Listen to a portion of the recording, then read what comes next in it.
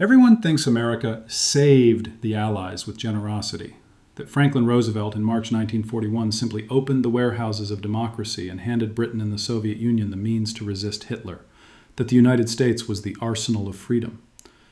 But what if Lend-Lease wasn't a gift at all? What if it was a transaction, one that quietly replaced the British Empire's gold with American credit, one that turned wartime aid into a mechanism of global takeover? Look closer. The United States didn't enter the war until December 1941, yet by then it already controlled the world's financial arteries.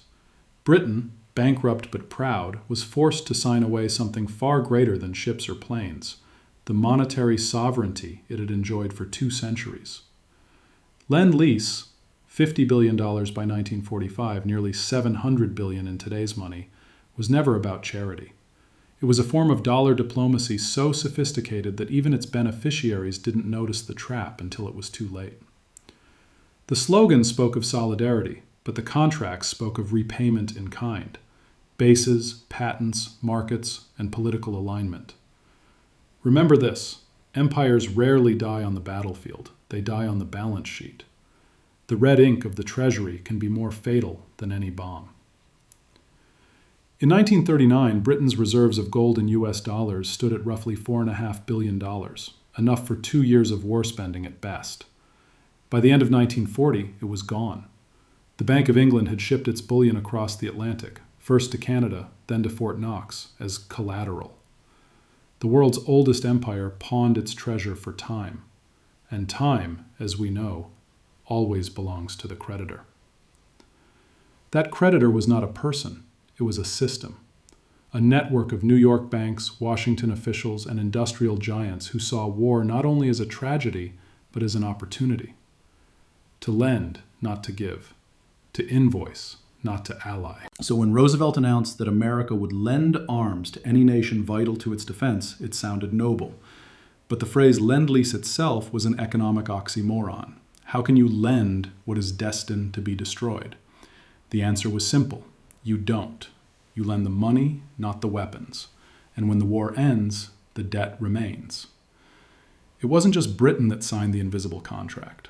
The Soviet Union, China, France, and dozens of smaller allies all entered the same equation. Weapons now, influence later.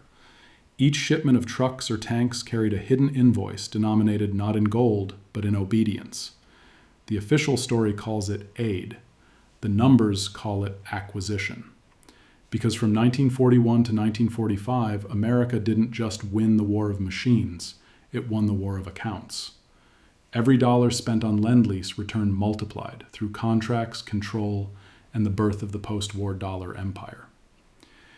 If you've ever wondered how the United States replaced Britain as the world's financial center without firing a shot, this is where the handover began. Not in 1945, but in the paperwork of 1941. Because history hides its revolutions behind legal documents. To understand how Lend-Lease turned into a financial conquest, we have to go back, not to the battlefields, but to the ledgers. Because before tanks rolled, signatures moved. By 1939, Britain still looked like the master of the world. The Union Jack flew over a quarter of the planet, the pound sterling was the global reserve currency, and the City of London had ruled finance since Waterloo. But beneath the prestige, the empire was drowning in invisible debt. 2 world wars in a generation had drained the gold that once backed its promises. In September 1939, when war broke out again, London's strength was illusion. Its empire could field soldiers, but it could no longer finance them. The Bank of England had already sold most of its dollar reserves to pay for munitions and oil. The United States, officially neutral, became the only store that still accepted credit, and soon the only one that issued it. At first, Britain paid cash. The Cash and Carry Act of 1939 let belligerents buy American goods if they paid up front and transported them themselves. But by late 1940, Britain's gold shipments to New York had nearly emptied the vaults of the Bank of England. Winston Churchill, barely months into office, sent his economic envoy, Lord Keynes, across the Atlantic to plead for survival. Keynes, a man who understood that economics was just politics disguised in numbers, faced a humiliating reality. The empire could no longer pay. Britain's gold reserves were locked in Fort Knox as security for debts, and its foreign assets, railways, mines, and shipping companies across the world, were being liquidated to buy bullets. It was then that the Americans proposed a new formula, Lend-Lease. On the surface, it sounded like mercy. No immediate payment, no gold, just an agreement to lend war supplies to any nation vital to U.S. defense. But the deeper mechanism was genius in its coldness. Instead of receiving money, Britain received goods, produced in American factories, paid for with dollars created by the U.S. Treasury. Every ship that crossed the Atlantic carried not just weapons, but a transfer of industrial momentum. Detroit's assembly lines roared back to life. Unemployment vanished. The Depression, that long shadow of the 1930s, ended not because of domestic recovery, but because foreign governments were now buying what America made with money America itself printed. And here lies the first secret. Lend-Lease was not only about saving allies, it was about restarting the American economy without admitting it. Roosevelt could tell the public we are not entering the war while his factories ran 24 hours a day producing for it. The Treasury would create credit, the factories would create goods, and foreign nations would create gratitude and dependence. Behind Roosevelt stood Treasury Secretary Henry Morgenthau Jr., a man obsessed with balancing books but skilled in rebalancing power. Morgenthau's department financed Lend-Lease through the Reconstruction Finance Corporation, the same institution that had rescued American banks during the Depression. In other words, the war was funded by the same machinery that had bailed out capitalism itself a decade earlier. On March 11, 1941, the Lend-Lease Act passed. It allowed Roosevelt to sell, transfer, exchange, lease, lend, or otherwise dispose of military supplies to any country deemed vital to the defense of the United States. That phrase, vital to the defense, was the legal key that unlocked the world. It turned allies into clients and made American security a global commodity. Within months, Britain signed the first agreements. In exchange for aid, it granted the United States long-term leases on strategic bases: Newfoundland, Bermuda, Trinidad, Jamaica. What looked like cooperation was actually foreclosure. The empire was trading land for liquidity, sovereignty for survival. Churchill called it the most unsordid act in history. He was wrong. It was one of the most strategic. The British Empire mortgaged its future to buy its present. By 1942, 40 nations had joined the Lend-Lease system, from the Soviet Union to Free France. It was no longer a program, it was an architecture. Washington controlled who received supplies, what prices they paid, and when the flow stopped. It was a global credit grid, with the U.S. Treasury as the central switchboard. And like all systems of credit, it created something more powerful than armies: dependence. The paradox of Lend-Lease was that it gave power by giving debt. Every shipment of American goods pushed the dollar deeper into foreign economies. Every engine and uniform carried a quiet signature: made in USA, owed in dollars. The empire that once ruled through colonies was now being ruled through credit. If this made you see the map of World War II not as lines of battle, but as lines of finance, comment if you're still following the trail. For a few brief years, the illusion was perfect. The Allies were winning, production was booming, and it seemed as if the world had discovered a miracle: infinite credit without consequence. Factories in America worked around the clock. Men who had stood in bread lines during the Great Depression were now welding bombers for Britain, trucks for the Soviet Union, and uniforms for every front of the war. The unemployment rate dropped from 14% in 1940 to just 2% in 1943. Roosevelt could say with truth and calculation that we have become the arsenal of democracy. But behind that patriotic slogan stood a quieter equation. America wasn't giving away goods. It was exporting inflation and importing influence.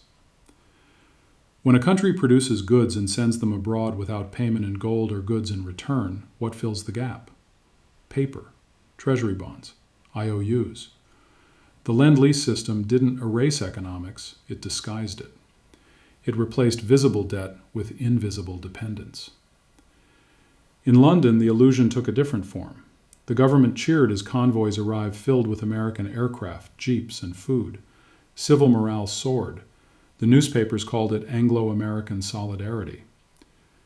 Few mentioned that every ton of wheat and gallon of gasoline was being tallied in Washington, not as a gift, but as an entry in a future reckoning. The British elite comforted themselves with the belief that victory would restore their empire, that after the war the pound would again rule the seas of finance. But the arithmetic was unforgiving. Between 1941 and 1945, Britain received nearly $31 billion in Lend-Lease goods, more than its entire national income in 1940. That kind of dependency isn't erased by victory parades. Keynes, who had seen the figures, understood the trap. He warned his colleagues, "We may find ourselves not liberated by victory, but bound by debt to those who financed it." Yet even he underestimated how quickly the balance of power would shift. Because while Britain was borrowing, America was building. The Lend-Lease factories became the backbone of a new industrial empire. Ford, General Motors, General Electric, and DuPont expanded their reach across the globe. War orders turned into post-war contracts. The infrastructure of war production seamlessly transformed into the infrastructure of peace and profit. By 1944, the United States controlled more than half of the world's industrial output. Its gold reserves had risen to 22,000 tons, 2/3 of the planet's supply. And the dollar, backed by that gold, quietly dethroned sterling. The British Empire still existed on maps, but its financial heart was beating in Washington. Yet in those years, no one wanted to see it. The illusion was too comforting. Victory seemed to prove that the system worked, that you could finance a global war with paper promises and emerge richer. Governments everywhere began to believe that credit itself, properly managed, could replace wealth, that as long as factories kept running and money kept circulating, the balance sheets would never demand payment. This was the age when economists talked of perpetual mobilization, when Roosevelt's planners dreamed of full employment through permanent demand. They imagined a world economy powered by government spending, first for war, then for reconstruction. Keynes himself, pragmatic and weary, helped design this architecture at Bretton Woods in 1944, formalizing what Lend-Lease had already demonstrated, that the dollar was the only currency left standing. For the ordinary worker, it felt like prosperity. For corporations, it was the golden age. For Washington, it was empire without colonies, a system that looked like generosity but functioned like control. The illusion was complete because it was mutually beneficial. Britain got survival, the Soviets got tanks, and America got markets. Everyone believed they were winning, and for a time they were. But every illusion feeds on what it consumes. The credit that built victory was already mortgaging peace. When the war ended, the factories couldn't stop, the debt couldn't be erased, and the nations that had borrowed freedom found they had leased it. If you've ever wondered how help becomes dependence, this is where that lesson was written, in the fine print of gratitude. If that shook the way you see victory itself, leave a comment and tell me which empire you think was really rebuilt after 1945. Victory came wrapped in confetti, but the invoice was inside. When Germany surrendered in May 1945 and Japan a few months later, the world celebrated as if history itself had reset. But credit never celebrates, it calculates. And by the end of the war, the Lend-Lease program had distributed over $50 billion in goods, equivalent to roughly $700 billion today. Of that, Britain alone owed $31 billion, the Soviet Union $11 billion, and other allies the rest. At first, the tone from Washington was gracious. Roosevelt was dead, and Truman, practical, unsentimental, wanted repayment. In August 1945, he abruptly cut off all Lend-Lease shipments, even those already en route. Overnight, British ships filled with supplies were ordered to turn back from mid-Atlantic. Churchill, no longer Prime Minister, called it a shocking act of ingratitude. But Truman wasn't dealing in sentiment. He was collecting collateral. For 6 years, London had lived on American credit, convinced that victory would reset the balance. Instead, the post-war reality exposed the math. Britain was broke. The empire that had once financed the world now had to borrow just to buy bread. The British Treasury's reserves of gold and dollars had fallen below $600 million, barely enough for a few weeks of imports. Enter John Maynard Keynes again, frail, brilliant, desperate, sailing once more to Washington in 1945. His mission? To negotiate what would become known as the Anglo-American Loan Agreement. He understood the symbolism, the world's former banker now begging the new one for credit. The negotiations were brutal. The Americans, led by Treasury official Fred Vinson, insisted that Britain end imperial trade preferences and make sterling freely convertible into dollars. In plain terms, dismantle the economic glue of the British Empire. Keynes called it a financial Dunkirk. By December 1945, Britain agreed to a loan of $3.75 billion, repayable over 50 years with 2% interest, a lifeline that was really a leash. The first repayment was due in 1950, the last, 2006. 60 years of tribute disguised as debt service. And that was only part of the reckoning. Lend-Lease items deemed useful for peacetime, trucks, ships, industrial tools, were priced and invoiced. The United States offered Britain a discount but insisted on payment. For the Soviet Union, negotiations dragged on for decades. Stalin refused to recognize full repayment, calling it capitalist usury disguised as friendship.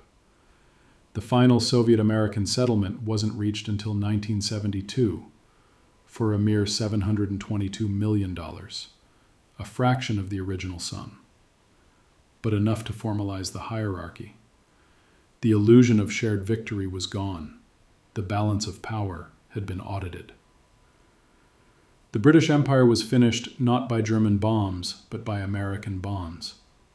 Look what followed. In 1946, Britain dismantled its imperial trading system, the sterling area, which had allowed colonies to settle trade in pounds rather than dollars. Within a year, the pound collapsed. Sterling convertibility failed almost immediately. The special relationship was, in truth, a creditor's arrangement. And America?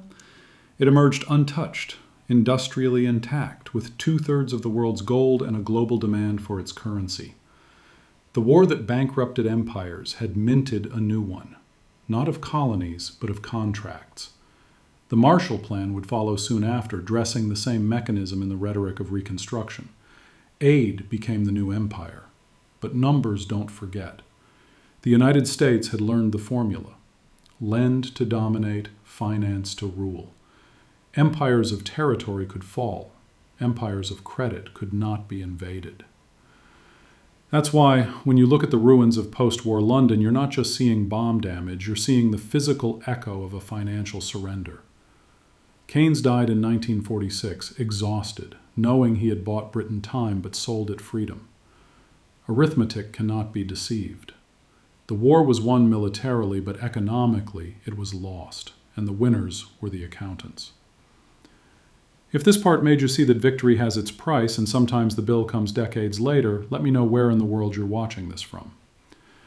By 1947, the world map looked unchanged. Britain still had colonies, France still had prestige, the Soviets had half of Europe.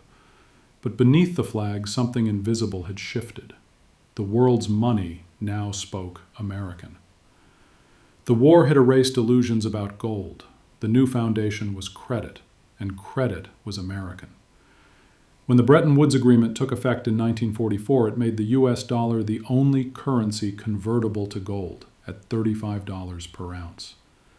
Every other nation's money was tied to it, not directly to bullion. This was the real prize of Lend-Lease. Not just victory over the Axis, but control over the post-war balance sheet of civilization. Britain, once the banker of the world, now depended on Washington's goodwill to fund its recovery. The colonies, sensing the shift, began to peel away. India in 1947 followed by wave after wave of decolonization. The sun never set. It was repossessed. But the United States didn't replace the British Empire in name. It replaced it in method. Instead of garrisons, it used grants. Instead of colonial governors, it sent IMF representatives. Instead of tribute, it demanded repayment schedules. The Marshall Plan, 1948 to 1952, was Lend-Lease in a new uniform. Western Europe received $13 billion in American aid, all of it denominated in dollars, all of it tied to conditions. Recipients had to buy American goods, follow American trade policies, and align politically against the Soviet bloc. The plan rebuilt Europe, yes, but it also cemented a system where prosperity depended on access to U.S. credit. The British pound, which had ruled for over a century, was now just another client currency. The Suez Crisis of 1956 made it unmistakable. When Britain and France tried to assert their old imperial will in Egypt, Washington froze their dollar reserves and forced them to withdraw.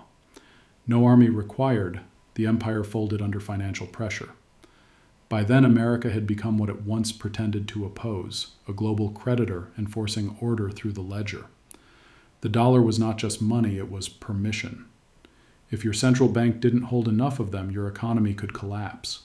That's why by the 1960s, from Tokyo to Paris, everyone was working to earn or borrow dollars. This is where we recognize the modern echo. The logic of Lend-Lease never ended, it only changed its packaging. The Cold War was financed the same way. Loans to allies, reconstruction aid, development programs, all creating dependency. When the Soviet bloc collapsed, the same mechanism resurfaced as globalization. Today, when the IMF or World Bank grants support packages to struggling nations, they're applying the same wartime principle, credit for compliance. When emerging economies issue bonds in dollars, they're repeating the same mistake Britain made in 1941, surrendering sovereignty, one loan at a time. Look at the numbers now. The United States owes over $34 trillion, yet its currency remains the world standard. Why? Because the rest of the world's debts are written in it. This is the ultimate Lend-Lease. Permanent, invisible, and interest-bearing. Every global crisis, from 1971's end of the gold standard to 2008's financial meltdown, can be traced back to that wartime experiment. The belief that a nation can lend endlessly without losing, that credit itself is a weapon stronger than steel. And it works, as long as trust holds. As long as others believe the dollar is safer than gold, the empire stands. But the math is the same as it was in 1945. When the balance grows faster than production, when promises outweigh the real, the reckoning begins to whisper. The new Lend-Lease isn't tanks crossing the Atlantic. It's liquidity swaps, treasury options, and debt ceilings. The names change, but the structure is eternal. Power now flows through spreadsheets, not ships. If you've ever wondered why wars are fought in the name of democracy, but settled in the language of finance, this is the reason. The flag changed, but the empire didn't end. It was privatized, collateralized, and indexed to the dollar. If this made you see today's global system as an echo of wartime deals, drop a comment and tell me, who do you think is borrowing freedom this time? Every empire tells itself it's different. The Romans said they brought civilization. The British said they brought trade. The Americans said they brought freedom. But the ledgers tell a simpler story. Every empire was built on someone else's balance sheet. Lend-Lease was not just a wartime policy, it was the prototype of the modern age. It proved that in the 20th century, you no longer needed to conquer nations. You could finance them. The sword became a signature, the fortress a central bank. When Roosevelt signed that act in 1941, he wasn't just arming the Allies. He was redefining power itself. From that moment on, war and debt fused into one system. The ability to issue money became more decisive than the ability to fire bullets. The world learned that whoever controls credit controls outcomes, and whoever controls repayment controls the future. The paradox is eternal.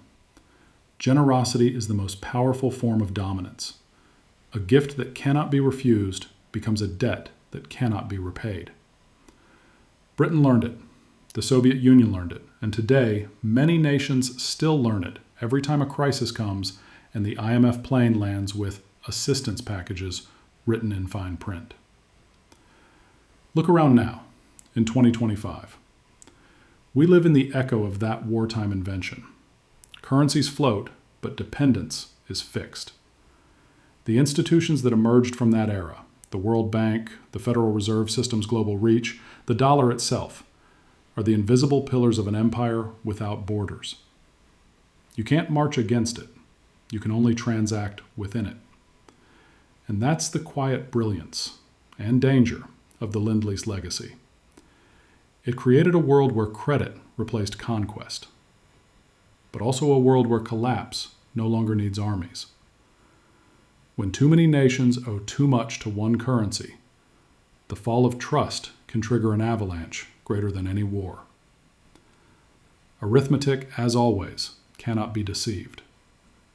When promises outgrow the real, the reckoning returns. Slowly, invisibly, and then all at once. If you're hearing this in 2025, understand. We are still living on Lend-Lease time. The system that bought victory now leases the world itself. The question is not when it ends, but what we owe when it does.